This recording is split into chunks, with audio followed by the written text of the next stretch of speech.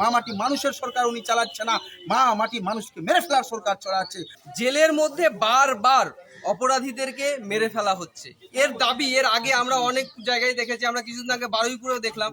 আবার একটা ঘটনা শালিমার ৮ নম্বর, ঠিক এখানে সেলিম নামের একজন ব্যক্তি যে 4 বছর ধরে জেলে ছিল এবং জানা যাচ্ছে যে কয়েক মাস পরেই তিনি ছাড়া পেতেন, সেই ব্যক্তি হঠাৎ করে নাকি জেলের মধ্যে মারা গেল এবং ফ্যামিলিকে ইনফর্ম পর্যন্ত করা হলো না। ফ্যামিলি একজন বাইরের লোক, একজন টোটো চালকের কাছ থেকে শুনে হসপিটালে গিয়ে দেখেন তাদের সন্তান মারা গেছে। 34 বছরের সেলিম, তার পরিবার আছে, তার বউ আছে, তার বাচ্চা আছে, তাকেও মেরে ফেলা হলো। কি বলছেন তার বাড়ির লোক, কি বলছেন সেই অ্যাডভোকেট আশফাক আহমেদ, শোনাবো তাদের কথা। একের পর এক জেল কাস্টাডিতে মানুষকে মেরে ফেলা হচ্ছে, আবারও এই ঘটনার সম্মুখে কি বলবেন? লজ্জার বিষয়, আজকে বাংলা কোথায় যাচ্ছে? আমরা দেখেছিলাম বারুইপুর হত্যাকাণ্ড, আমরা প্রদেশ কংগ্রেস সংখ্যালঘু বিভাগের পক্ষ থেকে আমরা পুরো টিম নিয়ে গিয়েছিলাম এবং আমরা অবাক হলাম এবং আমরা আন্দোলন করেছিলাম, ডিমান্ড করেছিলাম। তো বাধ্য হয়ে প্রশাসন তখন সিআইডি ইনকোয়ারি করেছিল এবং কম্পেনসেশন 5 লাখ করে দিয়েছিল, 20 লাখ টাকা, এবং চাকরি দিয়েছিল। কিন্তু আজকে হাওড়ার বুকে একটি শহরতলির পাশে, হাওড়ার বুকে শহরতলির পাশে এই ধরনের হত্যা, এটা আমি বলবো ডাইরেক্ট মার্ডার বাই দি প্রশাসন, পুলিশের লোক দিয়ে মার্ডার। এই দোষী অফিসার নিজের ক্ষমতার অহংকারে যারা মানুষকে মানুষ ভাবে না, জনসাধারণকে সাধারণ ভাবে না, পার্টিকুলারলি বলছি এই পুলিশ আরএসএস বাদী মমতা ব্যানার্জির সরকার, এই পুলিশ মুসলিম নাম দেখে দেখে মারছে। মুসলিম নাম, এর নাম যদি সেলিম না হতো তাহলে জেলের মধ্যে মার খেয়ে মারা যেত না। আজকে সেলিম বলে ওকে জেলের মধ্যে পুলিশ মেরে দিল। যদি কেউ কোনো অপরাধও করে থাকে, আমি ধরে নিলাম অপরাধ করলে জেলের মধ্যে কি মেরে দেওয়ার অধিকার আছে পুলিশের? ইনকোয়েস্ট রিপোর্ট কোথায়? পরিবার বলছে, তার মা বলছে, তার মজলুম মা বলছে পিঠে দাগ আছে, পিঠে। মানে এটা কি চলছে? বাংলা নেই, উত্তরপ্রদেশের পরে সবচেয়ে বেশি কাস্টোডিয়াল ডেথ, জেলের মধ্যে মৃত্যু, হত্যা পশ্চিমবঙ্গে আছে। এর জবাব মমতা ব্যানার্জিকে দিতে হবে। মমতা ব্যানার্জির কাছে আমাদের দাবি, যদি এদেরকে যদি ইনসাফ দিয়ে যদি দোষী অফিসারদেরকে এসআইটি গঠন করে সাসপেন্ড না করা হয়, যদি এদেরকে সাজা না দেওয়া হয়, আমাদের লড়াই চলবে। এবং আরেকটা দাবি থাকবে, এদেরকে 20 লাখ কম্পেনসেশন দেওয়া হোক, পাক্কা চাকরি দেওয়া হোক। ওর পরিবার, ওই 34 বছরের ছেলে সেলিমের পরিবারের বউ, তার মা, এরা যেন থাকতে পারে। আজকে লজ্জার বিষয়, বাংলার সরকার মমতা ব্যানার্জিকে তো লজ্জায় চুল্লুভর পানিতে ডুবে যাওয়া উচিত। কি করে ওনার আমলে উনি বলেন আমি মা মাটি মানুষের সরকার চালাচ্ছি? মা মাটি মানুষের সরকার গেল কোথায়? মা মাটি মানুষের সরকার কোথায় গেল? মা মাটি সরকার না, মা মাটি মানুষের সরকার উনি চালাচ্ছে না, মা মাটি মানুষকে মেরে ফেলার সরকার চালাচ্ছে। আর মাইনরিটিসদেরকে দেখে দেখে মারা হচ্ছে, মুসলমানদেরকে দেখে দেখে পুলিশের এই রকম হত্যা চলছে। এই জন্য আমরা কঠোরতম শাস্তি চাইছি। আর ওনার মায়ের সঙ্গে, ওনার পরিবারের সঙ্গে আমরা সব রকম সহযোগিতা করব এবং আখেরি শেষ নিঃশ্বাস পর্যন্ত এই লড়াই তাদের জন্য আমরা লড়বো, আর তাদের ইনসাফের জন্য আমাদের লড়াই থাকবে। বাইরে অপরাধ করলে অপরাধীকে জেলে ঢোকানো হয়, কিন্তু এবার জেলের ভিতরে অপরাধ করছে যারা ঢোকায় তারা অপরাধ করছে, এই বিষয়ে কি? লজ্জা, এটা লজ্জা, হিউম্যান রাইট ভায়োলেশন। জুডিশিয়াল প্রক্রিয়াকে না মেনে জেলের মধ্যে পুলিশ হত্যা করিয়ে দেয়, ষড়যন্ত্র করে। পুলিশ অনেক সময় সুপারি কিলার জেলের মধ্যে রাখে মেরে দেওয়ার জন্য।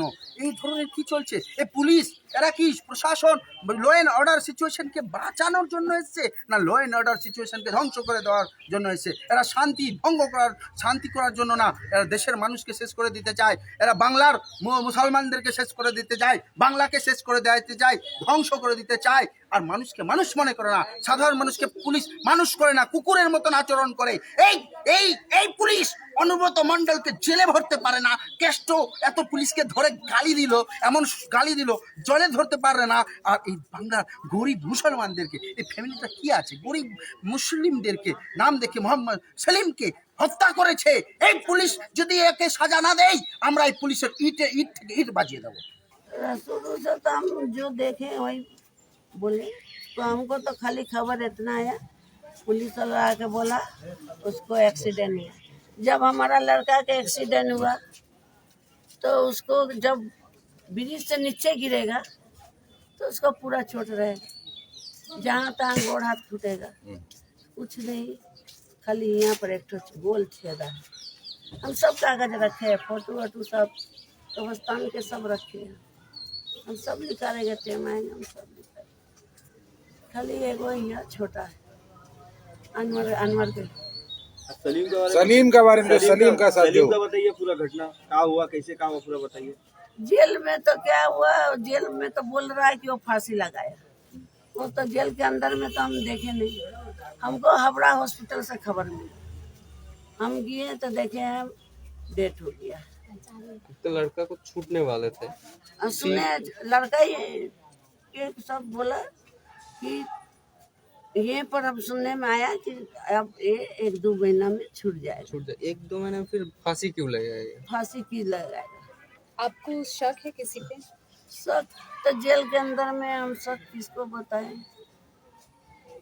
आपको लग रहा है कि मारा गया है उनको?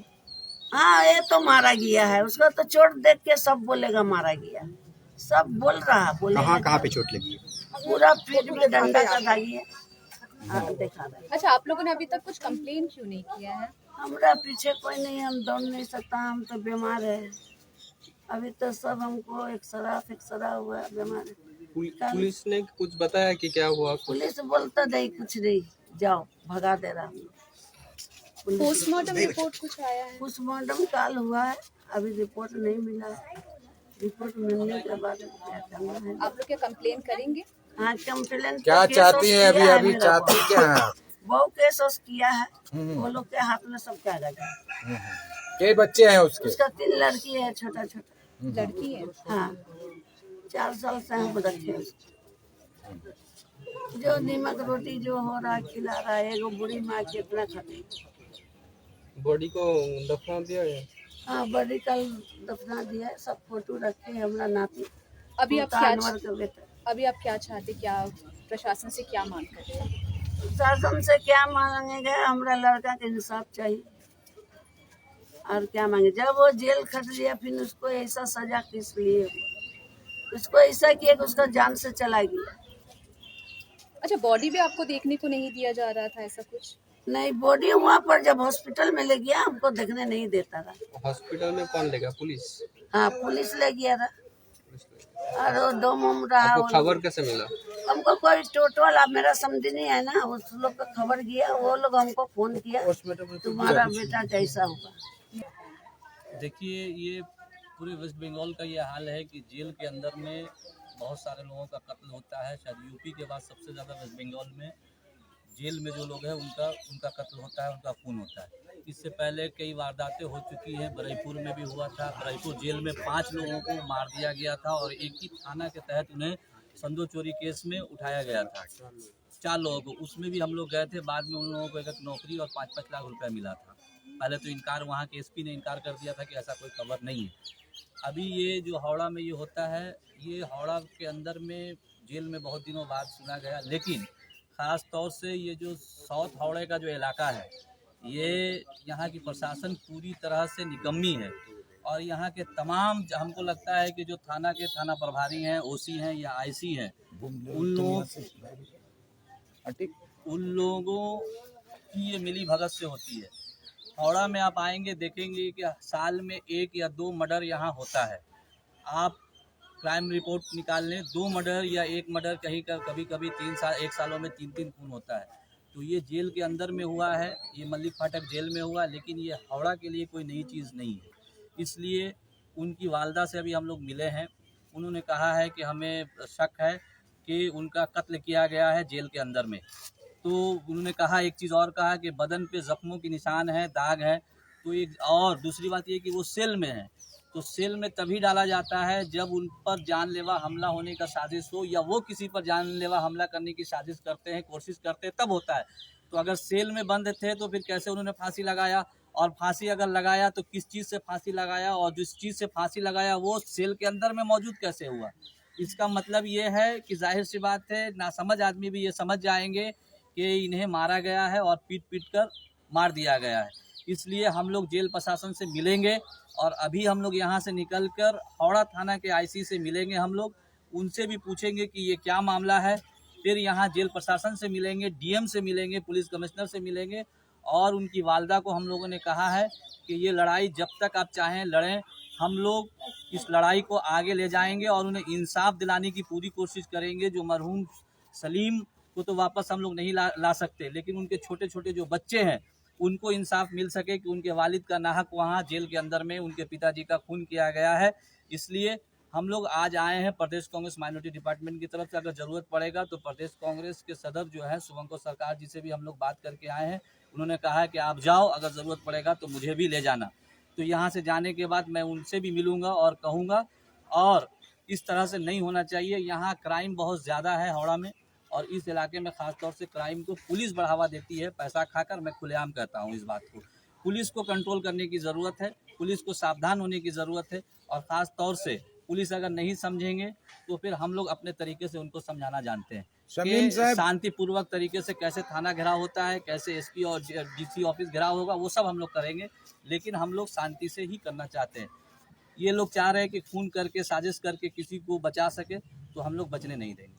शमीम साहब, जैसा है कि जुर्म करने के बाद लोग जेल जाते हैं, अब जेल में भी जुर्म होने लग रहा है। जेल में भी लोग सुरक्षित नहीं है। हम तो कह रहे हैं कि तृणमूल की सरकार के टाइम में जेल के अंदर भी लोग सुरक्षित नहीं है और बाहर भी नहीं है।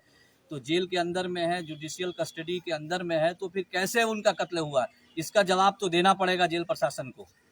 यहाँ की सरकार को भी देना पड़ेगा, जेल प्रशासन को भी देना पड़ेगा कि कैसे कत्ल हुआ तो इसका दोषी कौन, उसे सजा मिलनी चाहिए। सेल जो है, सेल जो होता है, सेल में एक आध लोग ही रहते हैं, तो इससे पूरी तो पुलिस प्रशासन का ही जिम्मेदारी नजर आ रहा है।